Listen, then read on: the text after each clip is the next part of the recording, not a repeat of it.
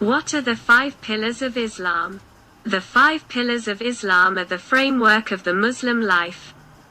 They are the testimony of faith, prayer, giving zakat, support of the needy, fasting during the month of Ramadan, and the pilgrimage to Makkah once in a lifetime for those who are able.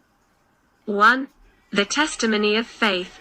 The testimony of faith is saying with conviction, La ilaha illa Allah, Muhammadur Rasulu Allah.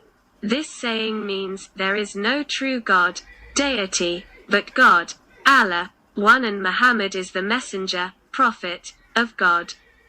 The first part, there is no true God but God, means that none has the right to be worshipped but God alone, and that God has neither partner nor son. This testimony of faith is called the Shahada, a simple formula which should be said with conviction in order to convert to Islam. The testimony of faith is the most important pillar of Islam. 2. Prayer. Muslims perform 5 prayers a day. Each prayer does not take more than a few minutes to perform. Prayer in Islam is a direct link between the worshipper and God. There are no intermediaries between God and the worshipper. In prayer, a person feels inner happiness, peace, and comfort, and that God is pleased with him or her. The Prophet Muhammad said, Bilal, call the people to prayer. Let us be comforted by it. 2. Bilal was one of Muhammad's companions who was charged to call the people to prayers. Prayers are performed at dawn, noon, mid-afternoon, sunset, and night. A Muslim may pray almost anywhere, such as in fields, offices, factories, or universities. 3. Giving zakat, support of the needy. All things belong to God, and wealth is therefore held by human beings in trust. The original meaning of the word zakat is both purification and growth. Giving zakat means giving a specified percentage on certain properties to certain classes of needy people.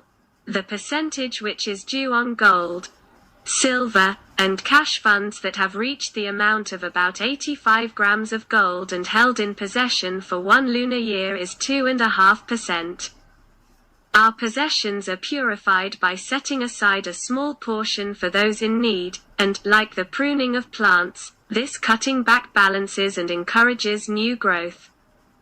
A person may also give as much as he or she pleases as voluntary alms or charity. 4. Fasting the month of Ramadan. Every year in the month of Ramadan, all Muslims fast from dawn until sundown, abstaining from food, drink, and sexual relations. Although the fast is beneficial to health, it is regarded principally as a method of spiritual self-purification. By cutting oneself off from worldly comforts, even for a short time, a fasting person gains true sympathy with those who go hungry, as well as growth in his or her spiritual life. 5. The pilgrimage to Mecca. The annual pilgrimage, Hajj, to Mecca is an obligation once in a lifetime for those who are physically and financially able to perform it. About 2 million people go to Mecca each year from every corner of the globe. Although Mecca is always filled with visitors, the annual Hajj is performed in the 12th month of the Islamic calendar. Male pilgrims wear special simple clothes which strip away distinctions of class and culture so that all stand equal before God.